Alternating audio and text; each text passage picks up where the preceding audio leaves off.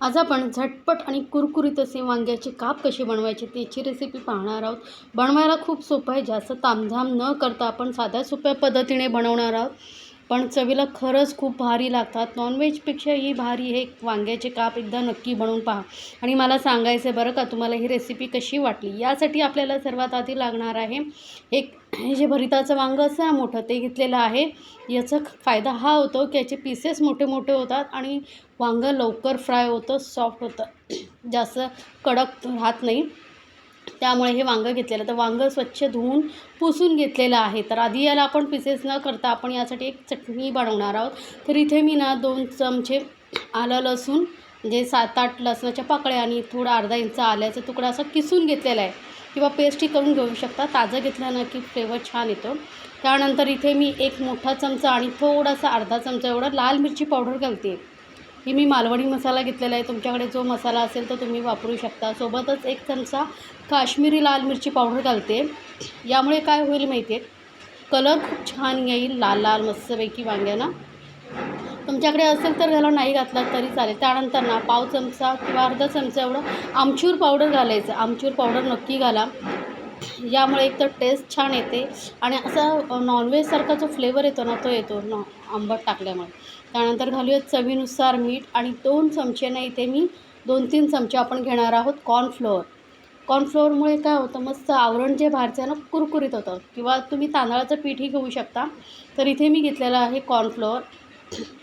साधारण 3 ते 4 चमचे तुम्ही घेऊ शकता. आता जसं वांग्याचं साईज आहे त्याप्रमाणे. तर इथे मी 3 चमचे घेतलेले आहेत. मिक्स करून घ्यायचं आहे आणि यामध्ये ना आपल्याला थोडंसं पाणी घालून याची ना अशी थोडीशी हलकीशी पातळशी पेस्ट करून घ्यायची. असं केल्याने काय होईल माहिती आहे का, जास्त पाणी घालायचं नाही. चमच्यानेच मी घालते. 1-1, 2-2 चमचे मिक्स करायचे ना. यामुळे काय होईल माहिती आहे का, जे मसाला वगैरे आपण वापरतो आहे ना त्याचं आवरण ना वांग्यावरती छान बसून राहतं, निघत नाही मसाला आणि बाहेरून कुरकुरीत असं होतं. आपण नॉर्मली काय करतो, जेव्हा फिश फ्राय करतो तेव्हा बाहेरून रवा लावतो. पण रवा तेल जास्त शोषून घेतो आणि त्यापेक्षा जर या पद्धतीने बनवलात ना तर खरंच खूप भारी लागेल वांगं. आता मसाला आपला तयार आहे. तर ह्या वांग्याचे आपण पीसेस करून घेणार आहोत. जास्त जाडही करायचे नाहीत आणि एकदम पातळही नाही. तुम्हाला दाखवते.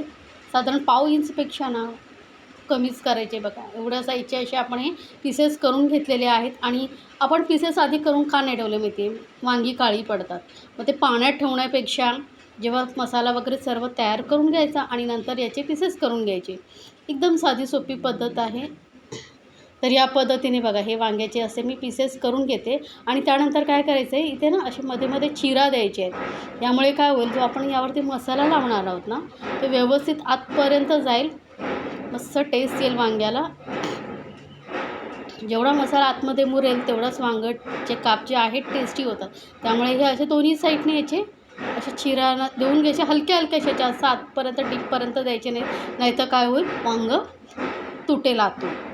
तर हे बघा हलके हलके असे मी याला चिरा देऊन घेतलेले आहेत. आता आपला मसालाही रेडी आहे. एकदा हलकासा मिक्स करून घेऊया. जास्त पातळ केलेलं नाही आहे, फक्त वरून असं कोटिंग बसेल एवढा असा आपल्याला हा मसाला मिक्स करून घ्यायचा असो पाण्यामध्ये. किंवा तुम्हाला असं नसेल करायचं तर फक्त तुम्ही मसाला वगैरे लावून तांदळाच्या पिठामध्ये घोळूनही लावू शकता. पण एकदा या पद्धतीने बनवून पहा, खरंच खूप टेस्टी वांगी लागतात. वांग्याचे काप तयार होतात. आता हे मसाला जो आहे व्यवस्थित या पीसला वरती व्यवस्थित लावून घ्यायचा आहे. दोन्ही साईडने छान असं कोटिंग झालं पाहिजे. मसाला जेवढा व्यवस्थित लागेल ना तेवढंच काय होईल, आपण खाताना वांग्याची टेस्ट छान येईल. फिकं फिकं किंवा असं लागलं नाही पाहिजे. तुम्ही मसाला तयार केल्यानंतर मिठाची टेस्टही बघू शकता. टेस्ट करून बघा कुठे मीठ वगैरे कमी नाही आहे ना किंवा तुम्हाला तिखट कमी लागत नाही आहे ना, त्याप्रमाणे मग तुम्ही मीठ मसाला तुम्ही ॲडजस्ट करू शकता. तरी बघा असे हे पीसेस मी तयार करून घेते. सर्व पीसेसला व्यवस्थित लावून घ्यायचं. त्यानंतर पॅन ठेवायचं आहे किंवा तव्यावरती बनवू शकता. जास्त तेलही लागत नाही. थोडंसं तेल घातलेलं आहे आणि यावरती हे पीसेस ठेवून घ्यायचे. गॅस मिडियमवरती ठेवायची आणि मिडियम गॅसवरती हे वांग्याचे काप जे आहेत मस्त असे फ्राय होऊ द्यायचे आहेत. जास्त फास्ट ठेवायचं नाही, म्हणजे आतून व्यवस्थित वांगी शिजलीही पाहिजेत ना.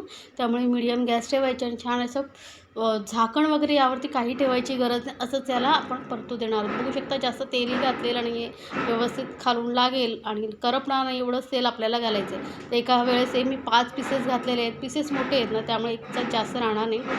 आता एका साईडने बघा मस्त असा कलरही आलेला आणि खरपूसपणाही आलेला आहे.